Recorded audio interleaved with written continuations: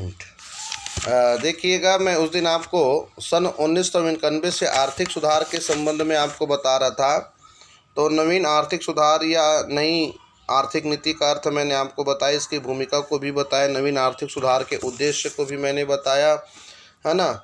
और साथ ही साथ नए आर्थिक का सुधार कार्यक्रम के मुख्य अंगों के बारे में जानकारी दी।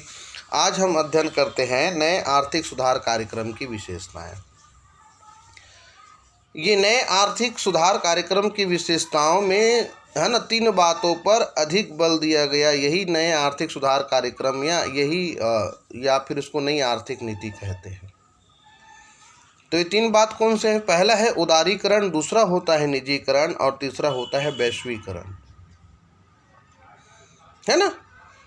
तो देखिएगा, उदारीकरण, निजीकरण और वैश्वीकरण में क्या बातें होती हैं। तो सबसे पहले नई आर्थिक सुधार कार्यक्रम की विशेषताओं में उदारीकरण को जानना है और समझना है। तो देखिएगा, नए आर्थिक नीति की एक मुख्य विशेषता नियंत्रित अर्थव्यवस्था के स्थान पर उदारता की नीति अपनाने की, यानी उदारीकरण से तात्पर्य उद्योग तथा व्यापार को अनावश्यक प्रतिबंधों से मुक्त करके अधिक प्रतिस्पर्धी बनाना। और अभी तक भारत का निजी क्षेत्र एक कठोर लाइसेंस व्यवस्था के अंतर्गत कार्य कर रहा था, याद रखिएगा। और नई औद्योगिक नीति ने निजी क्षेत्र को काफ़ी सीमा तक लाइसेंसों तथा अन्य प्रतिबंधों से मुक्त कर दिया गया। और इसके लिए जुलाई 1991 में नई औद्योगिक नीति की घोषणा की गई। इसके अनुसार, है ना, केवल 6 बातों के लिए ही उन्होंने लाइसेंस की अनिवार्यता रखी और बाकी जो शेष बचे उनके लिए क्या कर दिया गया, लाइसेंस से मुक्त कर दी गई। उदारीकरण में यही है। उदारीकरण का सीधी बात है कि उदारीकरण से तात्पर्य उद्योग तथा व्यापार की अनावश्यक प्रतिबंधों से मुक्त करके आर्थिक प्रतिस्पर्धी बनाना।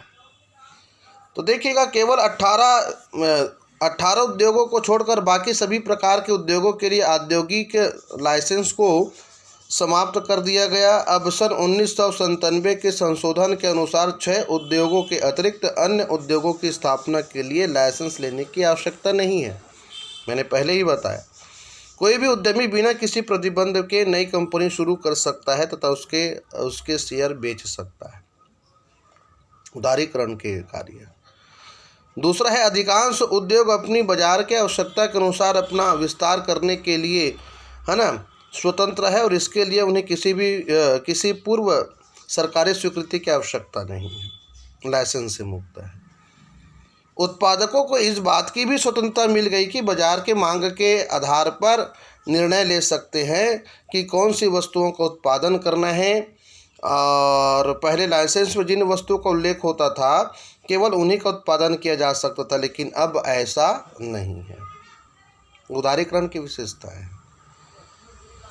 एकाधिकार तथा प्रतिबंधात्मक व्यापार कानून के अनुसार जिन कंपनियों की संपत्ति 100 करोड़ रुपए से अधिक थी उन्हें MRTP फर्म घोषित कर दिया जाता था। उन पर अनेक प्रतिबंध थे।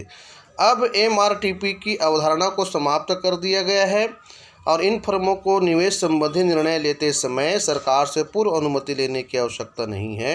उन्हें अपना विस्तार करने की स्वतंत्रता मिल गई है ना। और नई नीति के अनुसार लघु उद्योगों की निवेश सीमा को बढ़ाकर 60 लाख रुपए, है ना, कर दिया गया है ताकि वे अपना आधुनिकीकरण कर सकें। और 6वीं बात आती उदारीकरण में कि नई नीति के अनुसार कोई भी उद्योग बाजार से विदेशी मुद्रा खरीद कर मशीनों तथा कच्चे माल का आयात कर सकता है। इसके लिए सरकार की अनुमति की आवश्यकता नहीं है। इस उदारवादी नीति के परिणाम स्वरूप उद्योगों में प्रतियोगिता बढ़ेगी तथा उन्हें अधिक कुशलतापूर्वक उत्पादन करना पड़ेगा। उदारीकरण की आवश्यकता क्यों पड़ी? नए आर्थिक सुधार कार्यक्रम की विशेषताओं के अंतर्गत उदारीकरण की आवश्यकता क्यों पड़ी? तो देखिएगा, रोजगार के सृजन के लिए सबसे पहले आता है उदारीकरण केवल बहुराष्ट्रीय कंपनी तक सीमित नहीं होगा, स्वदेशी उद्योग तथा फर्में भी संचालन तथा स्पर्धा में सामने आएगी। इसलिए जहां बहुराष्ट्रीय कंपनियों पर अंकुश लगेगा, वहीं दूसरी ओर रोजगार सृजन की संभावनाएं बढ़ेगी, जो हमारे देश की मूल आवश्यकता है। ठीक है। बजट घाटे में निरंतर वृद्धि। देश के बजट घाटे में निरंतर वृद्धि होती जा रही है, अतः बजट घाटे को कम करने एवं उसे निम्न स्तर पर लाने के लिए उदारीकृत आर्थिक नीति आवश्यक थी। मुद्रास्फीति में वृद्धि, यानी घाटे की वित्त व्यवस्था अपनाने के कारण मुद्रास्फीति अपना विकराल रूप ले चुकी थी और परिणाम स्वरूप पूरा देश महंगाई की चपेट में आकर त्रस्त हो चुका था। इसलिए आर्थिक उदारीकरण की आवश्यकता पड़ी, है ना।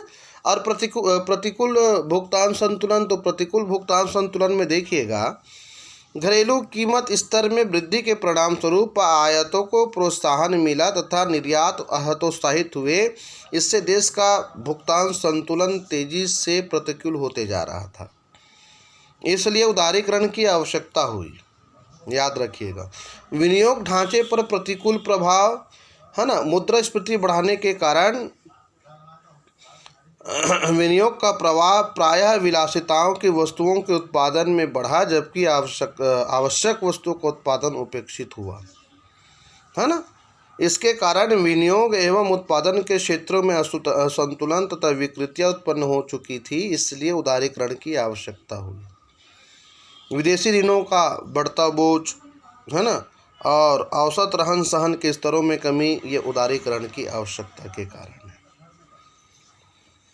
आर्थिक उदारीकरण के उद्देश्य और इसकी विशेषताओं के बारे में कहें तो लाइसेंस और परमिट पर लगे विभिन्न नियंत्रणों को समाप्त करना, ठीक है, और आर्थिक विकास प्रक्रिया में आई रुकावट को दूर करना और प्रत्येक विदेशी विनियोग को बढ़ावा देना, कृषि का तीव्र विकास करना, ये सब क्या है, आर्थिक उदारीकरण के उद्देश्य और इसकी विशेषता है।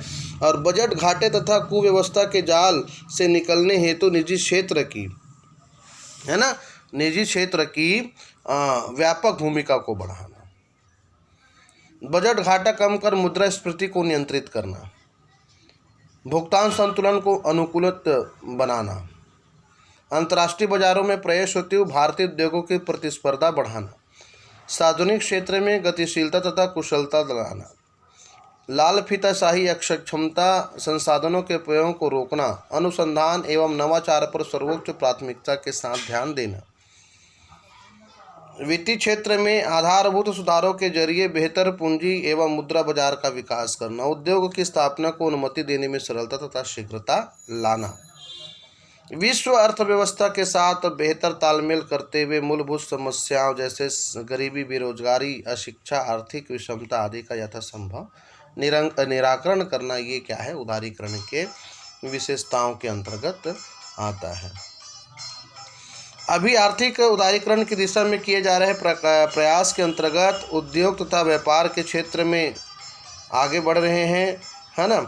और दूसरा है विदेशी निवेश के क्षेत्र में किए गए प्रयास हैं, आयात के क्षेत्र में प्रयास किए जा रहे हैं, मुद्रा बैंकिंग के क्षेत्र में विकास किए जा रहे हैं, सोने चांदी के आयात के क्षेत्र में प्रयास किए जा रहे हैं।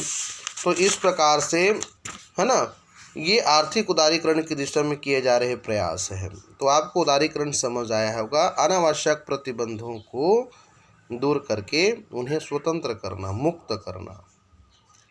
पहले लाइसेंस के अनुसार ये पूरी औद्योगिक नीति अपनाई जाती थी, लेकिन औद्योगिक परिप्रेक्ष्य में 6 मूलभूत बातों को रखकर बाकी सब, है ना, लाइसेंस की प्रक्रिया से मुक्त कर दिया गया है। ये उदारीकरण है। आने वाले कालखंड में मैं आपको